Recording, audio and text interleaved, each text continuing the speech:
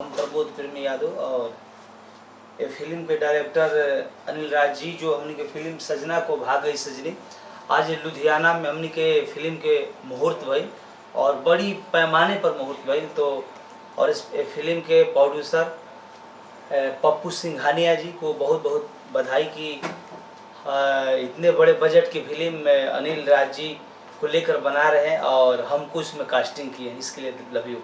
हम भैया बात करें कि जिस तरह आपकी फिल्में और गाने वायरल हो रहे हैं, जिस तरह की और एक विवादित से बहुत दूर रहते हैं भैया, उस तरह आप लुधियाना में आज मुहूर्त किए हैं, क्या कहना चाहेंगे? यहाँ दर्शकों की इतना प्यार के दर्शक भोजपुरिया जो बा एकदम टूट पड़ा हमने मुहूर्त होते रहे ना, इतना काफ़ी भीड़ हो रही भैया कि शो में भीड़ लागल बा।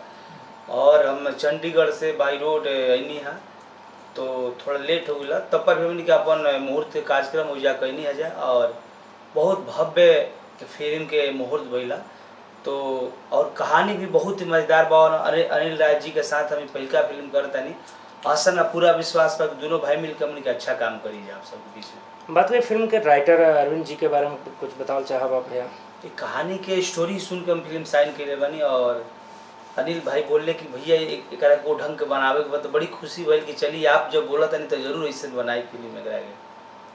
अनिल भैया आप क्या कहना चाहब आज भैया को लेकर साइन और आज मुहूर्त इतना भव्य तरह से, वो भी लुधियाना में जहाँ के पूर्वांचल मतलब जो है भोजपुरी का कोई यहाँ गढ़ नहीं है, लेकिन तब भी यहाँ पे इतना भव्य तरफ से जैसे लग रहा शो में एंट्री था आपके मुहूर्त में, क्या कहना चाहेंगे भैया? देखिए पहला नेम कि हम भैया को लेकर के इतना खुश हैं कि समझ लीजिए कि कहने की हद नहीं। और जो यहाँ भव्य तरीके से मुहूर्त किया गया है, ऐसा नहीं है कि यहाँ पे भोजपुरी नहीं है या भोजपुरी के लोग नहीं हैं। हम लोग पूरा देखें और आज जिस तरीके से हम लोगों के मुहूर्त में जितनी भीड़ उमड़ी थी और जितना हम लोग सारा भीड़ के तोपने के बावजूद, साइड करने के बावजूद जितना मेहनत करके हम लोगों ने मुहूर्त किया है, आज देखने से मुझे ये लगा है कि जितना हम लोग यूपी बिहार में भोजपुरी उससे कुछ ही कम यहाँ लगल। आधा बिहार इंडिया वाला हाँ, आधा बिहार इंडिया लगल।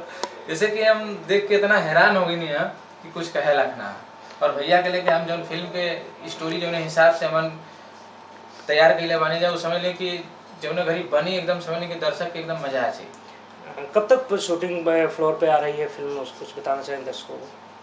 तो फिल्म के देखी बहुत जल्द हमने के कहा से कि हमरे डेट देवे के बाद और अनिल भाई अपन पूरे रेडी में बाड़े तो इनकरा के भाई के 2021 में प्रयास बकिंग के डेट दे के हम फिल्म कंप्लीटिंग कर। चलिए भैया के बहुत बहुत धन्यवाद है कि भैया हमके जब हम चाहेला तब भैया डेट दे उधर तैयार हो जाए। इससे बढ़ के भाई के साथ काम करने में मजा आई, कैसे बहुत जानकार डायरेक्टर यहाँ के बानी और बहुत ही अच्छा कहानी की खोज कैले बनी। तो आप सब से आग्रह रही कि आप सब भाई दोनों भाई के प्यार से बात आप सब बेहतर नवरात्र आ गई भैया, क्या कहल चाहते? हाँ, नवरात्र का भी तो देखिए आज सप्तमी शायद सतमी जी, हाँ सतमी है। आज सप्तमी के दिन हमने क्या फिल्म के मुहूर्त लुधियाना में करनी है तो काफ़ी गाना हमारे बारे था। अभी तो आप सब सुनने बनी कि मेहरारू चाहे सुनत के बाद मेहरारू चाहे हैवी और तमाम गाना वहाँ बहुत गाना जो आप सब प्यार देते नहीं तरह आप सब प्यार मेहरारू चाहे सुनर एकदम तहलका मचा देते भैया। और आवाज से पहले यहाँ इतना जोर से एकदम पूरा जोर शोर से भैया का गाना बजत रहा कि सब इतना खुशी के माहौल में रहा कि भैया यहाँ आ रहे हैं लुधियाना में। बड़ी तमाम भीड़ है। और देखिए देवी गीत को आप बोलते हैं, देखो लाइन सुना देते हैं आपको। जी जी। हर की सब हो के हुन, हर सब हो के हुनर में हरारू चाहे सोना, ये बोलबम में गाना बोल अभी देवी गीत को गौले बनी। हर सुनी मैया देवी एगो लभर चाही है भी, खरचिली ना होखे ढेर रसीली ना होखे, हर तोह के चढ़ावे खातिर लियानी जलेबी, अरे सुनी मैया देवी एगो लभर चाही है भी।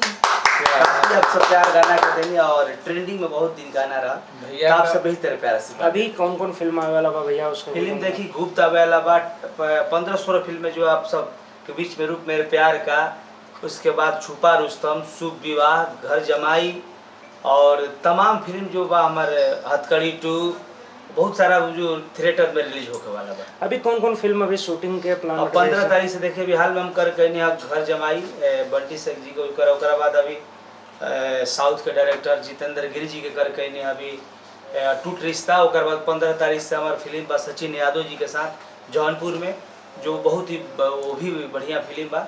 और फिल्म में विलेन रियाज भाई और रजनीश पाठक जी और तमाम में एक्टर्स लोग नामी चीन लोग जुटी और बहुत ही अच्छा समझ के फिल्म बनाई। अभी हीरोइन का कोई पुल ना खुलल बा भैया का? ना हीरोइन मार्केट के रखा भाई से बोलने हैं कि बिल्कुल बिल्कुल हीरोइन जे भी रही मार्केट करे, जब कंसेप्ट के हिसाब से इतना बड़ी स्टार उठले हैं तो भाई मार्केट के हीरोइन अगर ना रहे तो मजा ना आई। कहानी के अनुसार कहानी के अनुसार मार्केट का लड़की मार्केट के लड़की। बहुत बहुत धन्यवाद भैया।